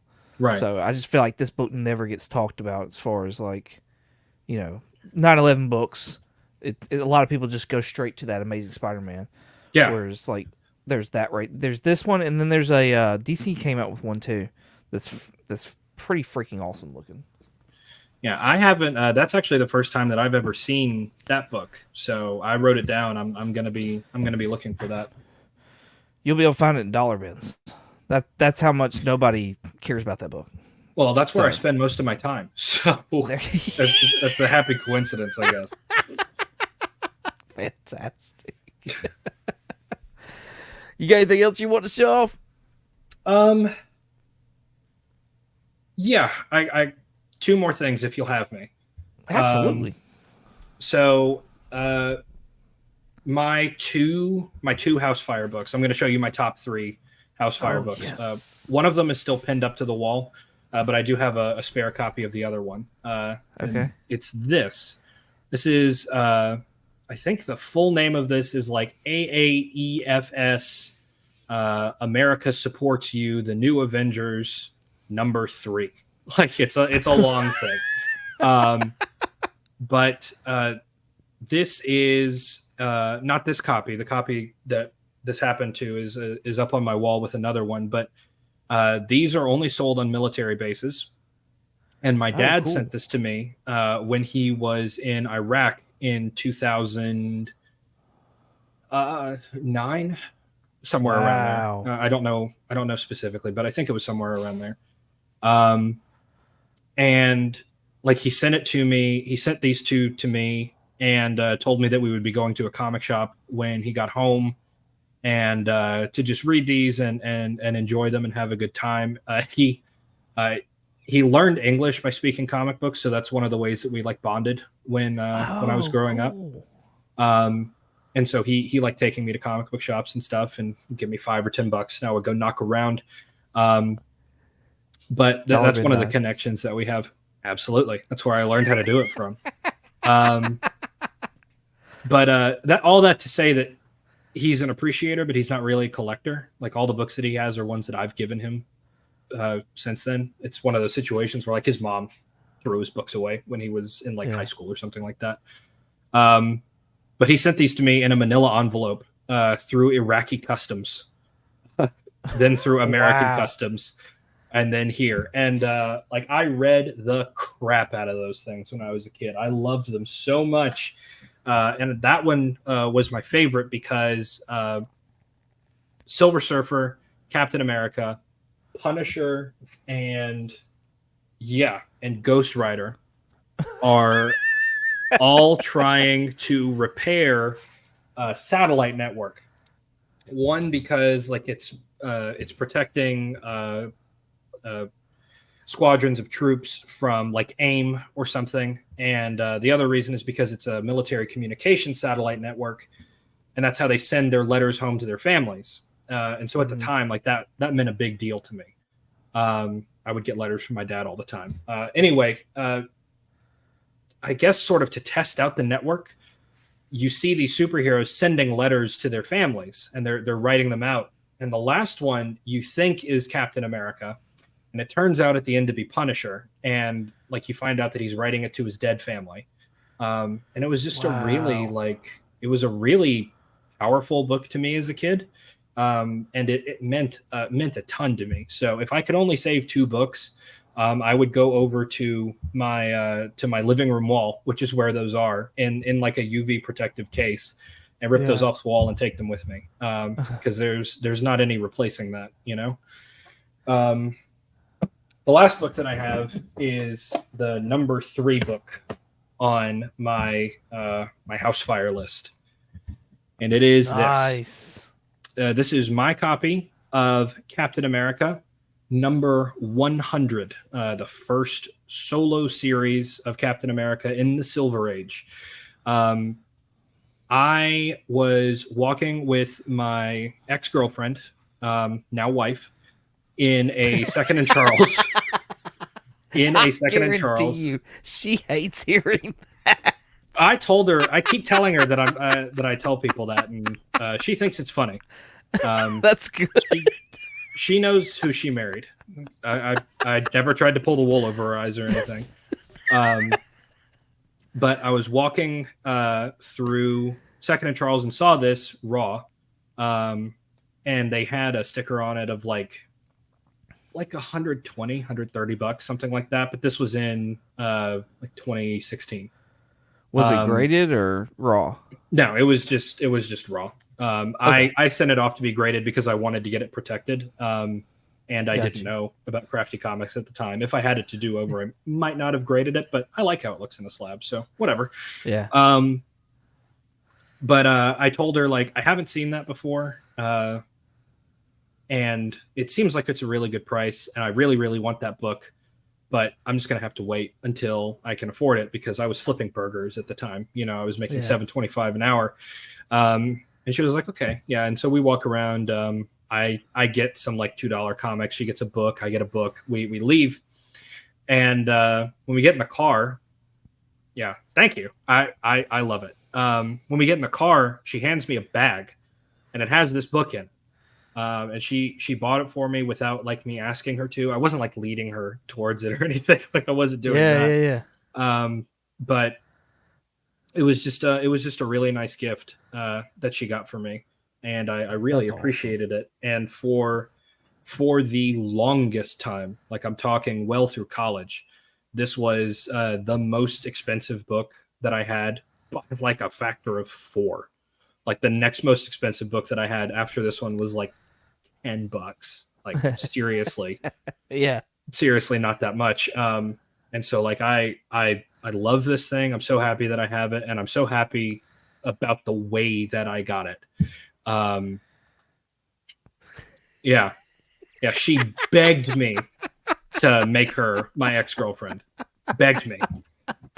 But yeah, those are like the 3 or the 2 most important books in my comic book collection. And really quickly, one thing that isn't a comic book but that people will enjoy. Oh, cool.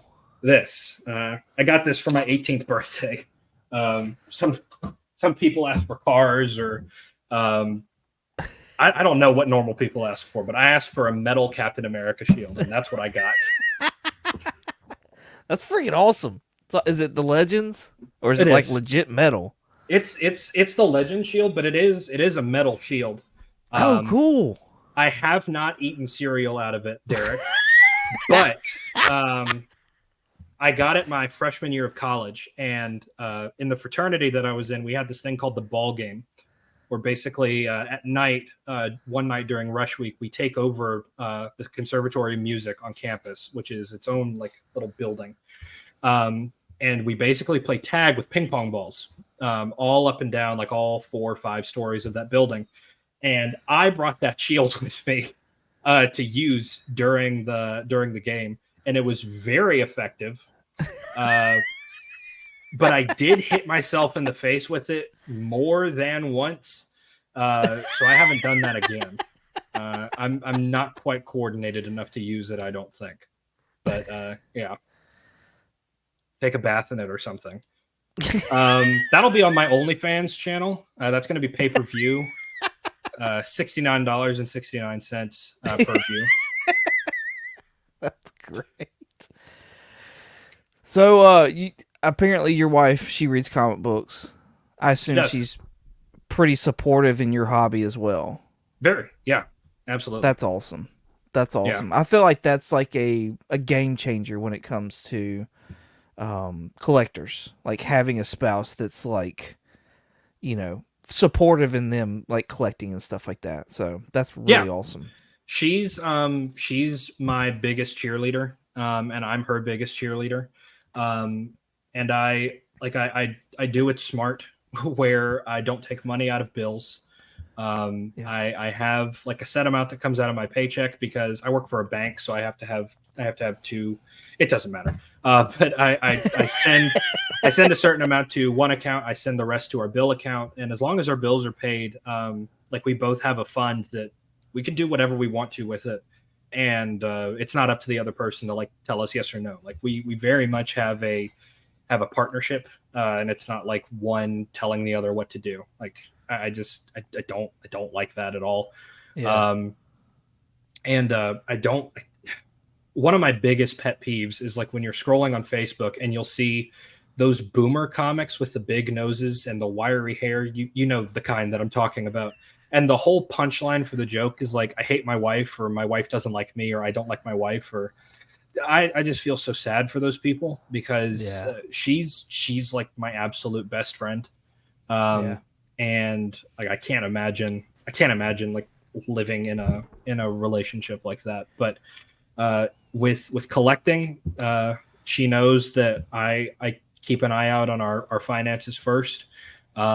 And she knows that I don't go crazy with it. And even like with YouTube and stuff, like she's overjoyed that I get to do stuff like this and talk to people like you and everybody that showed up in the chat. Like that, I don't have to talk her ear off while she's trying to do other stuff.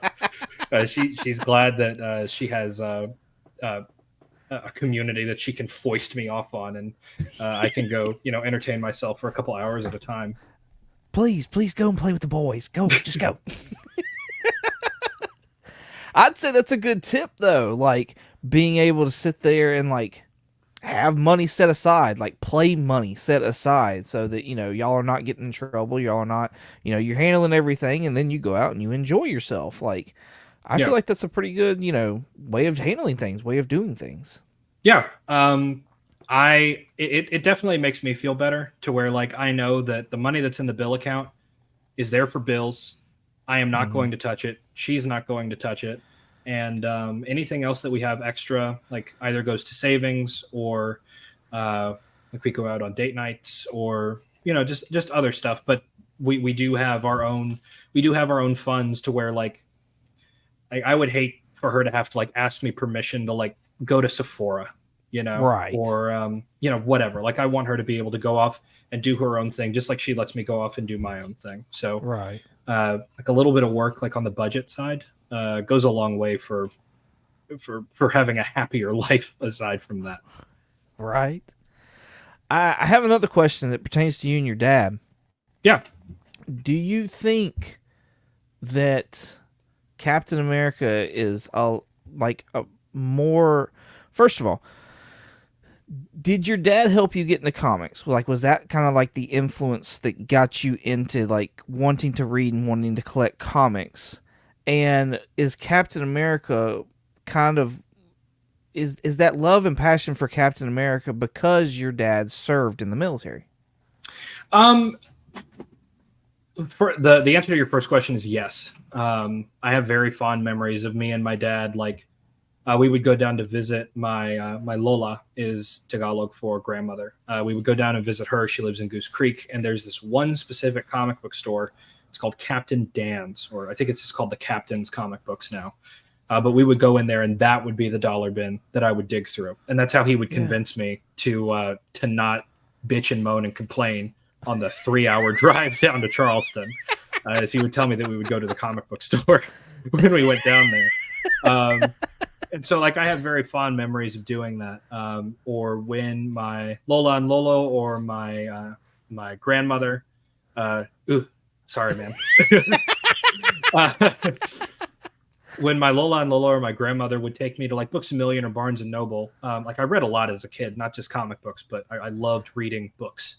Okay.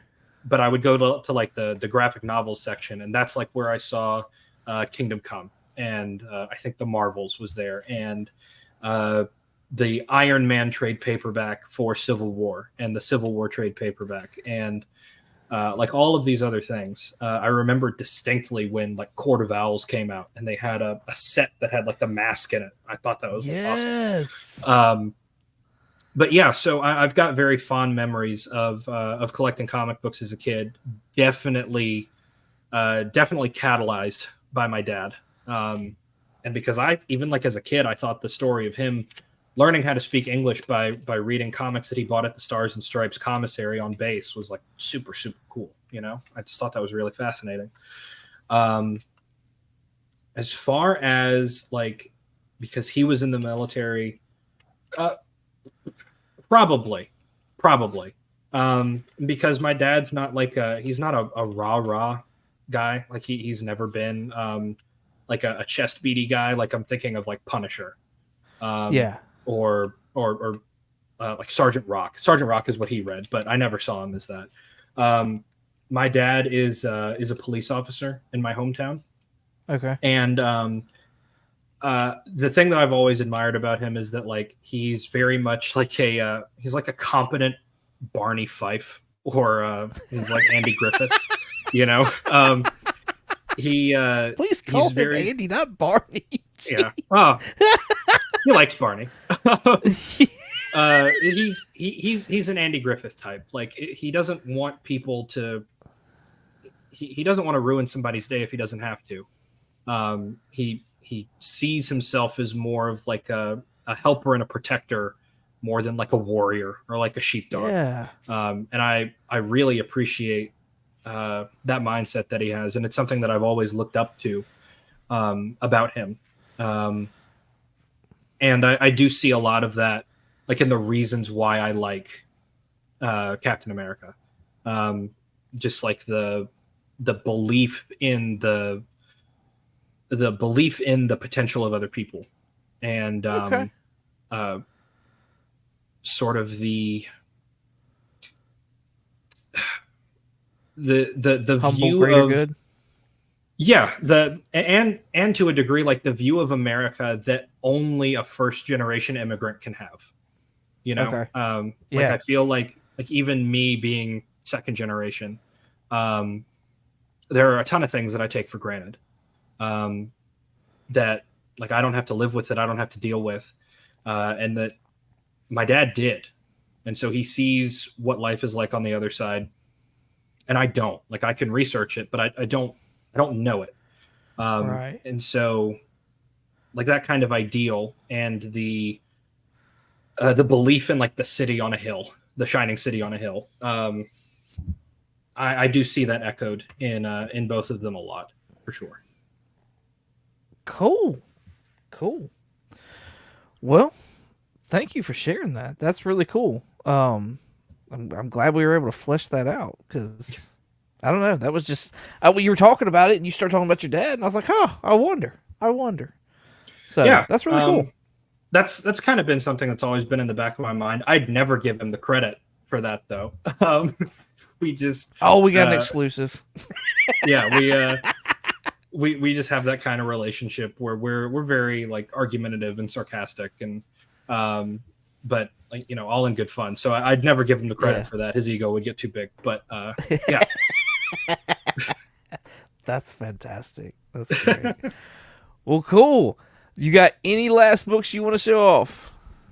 I think I'm good, man. I just really appreciate you having me on and listening to me rant for as long as I felt like it feels like. To everybody that showed up in the chat, like, thank you for showing interest in what I have to say and in this awesome show that 22 puts on. Present company excluded. No. He's a great dude. He does a great interview, and he seems to genuinely care about what the person across from him thinks and feels, and that's invaluable as a communicator, I think. So if you're just like stopping in and you haven't subscribed to him, subscribe to him. I'll plug you so that you don't have to, plug yourself. I know that this is uncensored, but we don't have to go quite that far. Well, thank you. You're too kind. You're too kind. I greatly appreciate you coming on, man. Fantastic collection, fantastic. And I feel like we've just kind of scratched the surface.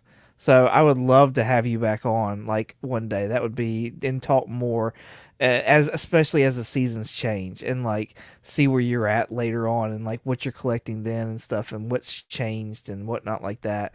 So, again, thank you so much for coming on. I greatly appreciate you. Um, do Yeah, thank you you so happen much for to having me, know? man. Oh yeah, absolutely, absolutely. Thank you, Jonathan. Appreciate that. Y'all go sub up Liz Comics. Awesome, awesome channel. Fantastic channel. Great content. Great thumbnails. Your thumbnails and your titles are freaking hilarious, man. I love it.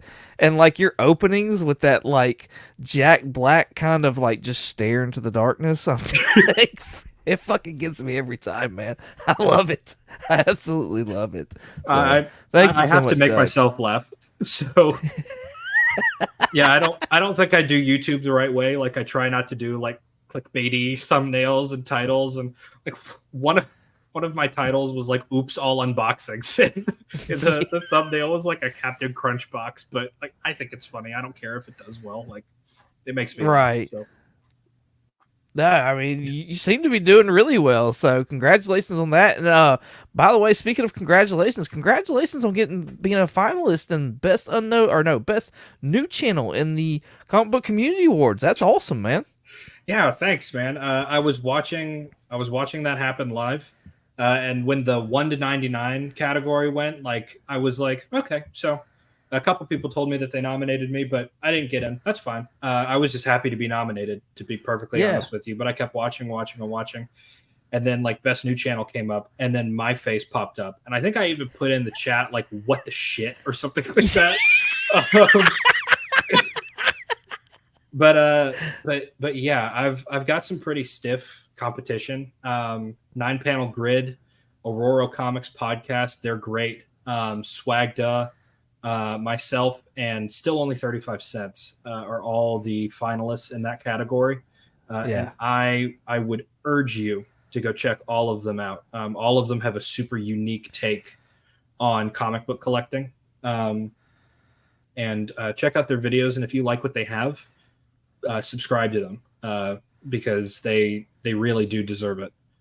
They put a lot of work into what they do, and I know that for sure that most of those guys are gonna go really, really far. No, I completely agree with you on that. Yeah. Cool. Well, do you happen to know who I got on next? I've Do you got no wanna clue. know? Do you I've got care? no clue. I mean, All right, let's. I'm on your show, so I have to pretend like I care, right? No, you don't.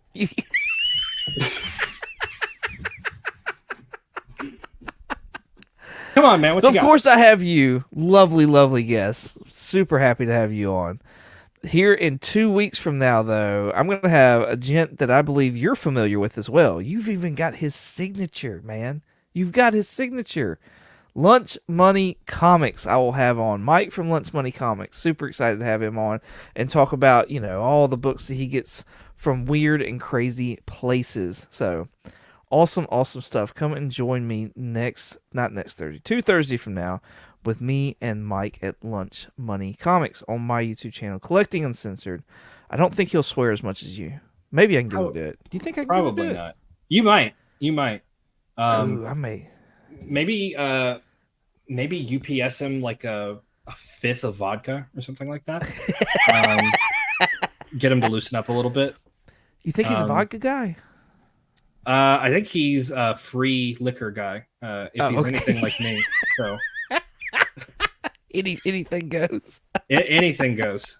If I don't have to pay for it, um, but yeah, that episode is going to be pretty wild. Not just because of like the caliber of books that he has, but the breadth of what he's got. He's got a fantastic collection. He does have fantastic. He's got stories upon stories upon stories. I don't know that I'm gonna be able to keep up with him, but I'm excited about it. I'm excited about having you on. Thank you again so much for coming and hanging out. Y'all will find all the links to Hagan's Instagram, Let Us Comics, and his YouTube down below in the chat. So please, if you haven't already subbed him up or gone and check him out, go and do so as well. I did not add the CBC Awards to the description, but I'm going to after this is done. So you can go over there and check out all the channels that are finalists, including Hagan right here for Best New Channel. And if you enjoy his stuff, please be sure to go and vote for him there. What else? What else you got coming up, Hagan? I just go where the wind takes me. I've got a couple video ideas that I'm like knocking around with, but yeah, I'm just really enjoying sort of finding my groove. I still feel like I don't really know what I'm doing. So it's nice to know that some people think that I do, I guess. But yeah, I'm just if you want to see me figure myself out and just be a dumbass who really likes comic books, then come on over and see what I got. You're killing it, man. I'm just letting you know you're killing it. So you got a fantastic channel. Thanks, man. Once again, thank you so much for coming on. I greatly appreciate you. Thank you, everybody, for watching so much. If you would, please hit that like, subscribe, and like I said, go down in the comments. Check out Hagan, IG, and YouTube, and vote for him over on the CBC Awards if you think he deserves it. Once again, thank you all so much for watching, and as always, y'all have a good one.